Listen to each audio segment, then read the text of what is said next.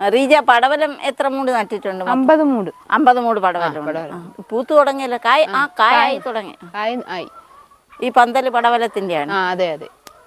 പാവലിനെ പോലെ റീജ പടവലം വെർട്ടിക്കലായിട്ട് തന്നെയാണ്.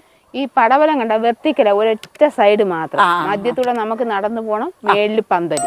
ഈ 50 മൂട് പന്തൽ പടവലനത്തിന് കുറച്ച് സ്ഥലം മതി. അതെ അതെ അതെ അതെ. ബാക്കി എല്ലാവരും പെട്ടെന്ന് ഈ പന്തലിലോട്ട് അങ്ങ് പോയിക്കോളും. അപ്പൊ മധ്യഭാഗത്തൂടെ നമുക്ക് നടന്നു പോവുകയും ചെയ്യാം. അതാണ് വെർട്ടിക്കൽ പന്തലിന്റെ പ്രത്യേകത. സ്ഥലം കുറച്ച് മതി.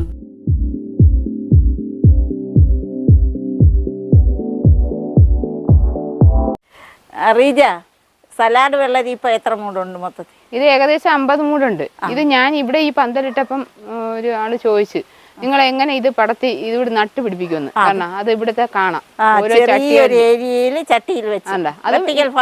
ഇത് വെർട്ടിക്കൽ ഫാമിംഗ് ആണ്. കണ്ട ഈ പന്തൽ നിറഞ്ഞ അവര് വരും. പക്ഷെ സ്ഥലം നമ്മളെ മുറ്റം അതുപോലെ കിടക്കും. അതുപോലെ മുറ്റ ബാധകമല്ല. മുറ്റത്തിന് ബാധകമല്ല. പരിതപിക്കേണ്ട യാതൊരു ആവശ്യമില്ല. ഇത് കൊള്ളാലോ. വെയിറ്റ് എന്ന് വെച്ചാൽ ഇത് മാംസമാണ്. ഇതാകാം, അരി കുറവാണ്. ഇതെന്ന് വെച്ചാൽ 1 വർഷത്തിൽ കൂടുതലാണ് ഞാൻ ഇത് നട്ടിട്ട്. ഇത് കമ്പ് കോതി കോതി കോതി വിട്ടുകൊടുത്തേണ്ട. ഇത് 1 വർഷം ഇതെന്നും കായാണ്. എന്റെ ആവശ്യത്തിനുള്ള ഇത് ഞാൻ കൊടുക്കത്തില്ല. വിത്തിനായി എടുക്കുകയും ചെയ്യാൻ ഭയങ്കര ടേസ്റ്റുമാണ്.